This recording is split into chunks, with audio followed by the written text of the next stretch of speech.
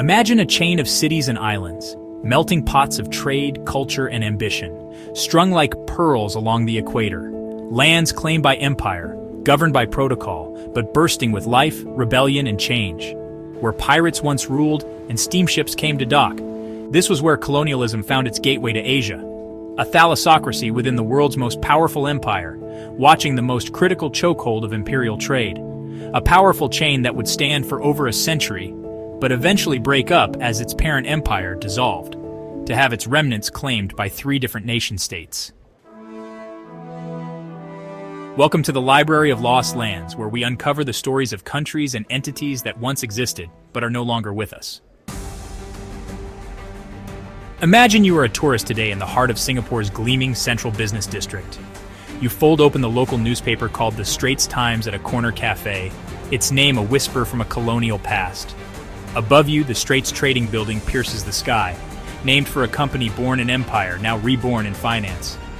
You pocket a souvenir Straits Settlements silver dollar, its queen's profile gleaming with antique authority. And for lunch, not just food, but Straits cuisine. Peranakan laksa, Indian roti, Hainanese chicken rice, all simmered in centuries of migration, spice, and struggle. You might think you are tasting modern Singapore, but in truth, you're experiencing that yet so much more, tasting the spirit of a former country that no longer exists. This is the Straits Settlements, a British colonial administrative unit that existed from 1826 to 1946. It comprised of the strategic port cities of Singapore, Penang, Malacca, that straddled the vital sea lanes of the Strait of Malacca.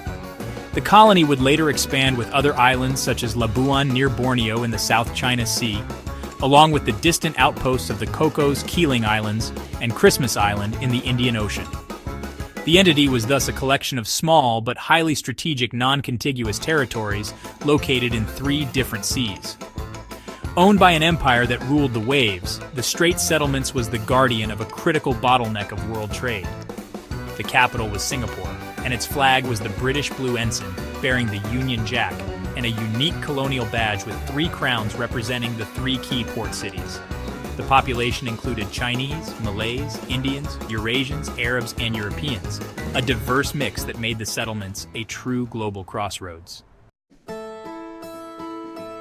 British began acquiring these territories for strategic and commercial reasons.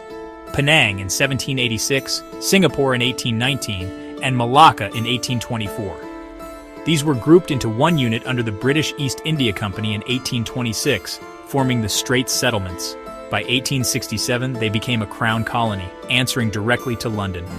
Christmas Island and the Cocos Islands were later folded into the settlements in the late 19th century, valued for their phosphate deposits and cable stations linking the British Empire.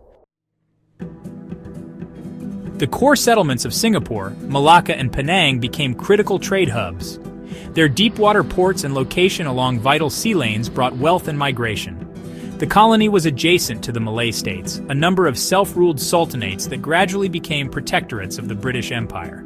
The Malay states and Straits Settlements as an ensemble came to be known as Malaya. Singapore especially flourished into a major free port. The economy boomed on tin, rubber, shipping, and banking. Most importantly, the Straits Settlements guarded the choke point of the empire, the critical Strait of Malacca. British governors ruled this disparate collection of ports and territories from the grand palatial residence of the Istana in Singapore. Yet beneath prosperity lay deep inequality. Colonial rule offered no political power to locals. British officials governed from afar, enforcing a system that favored commerce over community. Ethnic tensions festered, secret societies thrived, and social services were minimal outside urban centers. When Japan invaded in 1942, the settlements collapsed swiftly. The fall of Singapore marked one of the greatest British defeats in history. The impregnable fortress had fallen, and with it the myth of infallibility of empire. After World War II, change was unstoppable. The British Empire was exhausted and started the process of decolonization and merdeka, independence. The settlements were formally dissolved in 1946, and its components allocated to a restructured region. Singapore became a separate crown colony, later forging its own nationhood. Penang and Malacca joined the Malayan Union, and ultimately Malaysia. Labuan was absorbed into British North Borneo and eventually became a territory of Malaysia. The Cocos, Keeling Islands, and Christmas Island remained with Singapore until their transfer to Australian sovereignty in 1955 and 1958, respectively. The once united archipelago of ports and outposts splintered into new identities. Though the Straits Settlements no longer exist on any modern map, their spirit is alive in buildings, customs, language, and most of all, in the people. In Singapore, the colonial bungalows of Tanglin stand shoulder to shoulder with skyscrapers. Walk down Emerald Hill or visit the Ketong district, and you'll find lovingly preserved Peranakan shophouses where the scent of Ayam Buah Keluak and Nyonya Laksa drifts from family kitchens and boutique cafes alike. From the street names in Singapore and Penang, the air is heavy with spice and nostalgia. The old Georgetown waterfront, once bustling with British merchants and Chinese traders, is now a UNESCO World Heritage Site. You'll hear Hokkien, Tamil, Malay, and English spoken, just as in the colonial days. And on dinner tables, Penang Asam Laksa, Nasi Kandar, and Char Kway Teow, dishes born from centuries of cultural layering. In Malacca, Portuguese, Dutch, and British influences still intermingle with the local Malay and Chinese traditions. The iconic Yonker Street markets, the centuries-old Christchurch, and the spicy sweet Nyonya Kueh sold on every corner, all whisper stories of a port city that once helped anchor an empire. Even beyond the region, you'll find fragments of the Straits Settlements' legacy. On Christmas Island, street names still bear British and Malay origins. On the Cocos, Keeling Islands, a Malay community maintains traditions, cuisine, music, dress, that connect back to the Straits even after generations under Australian governance.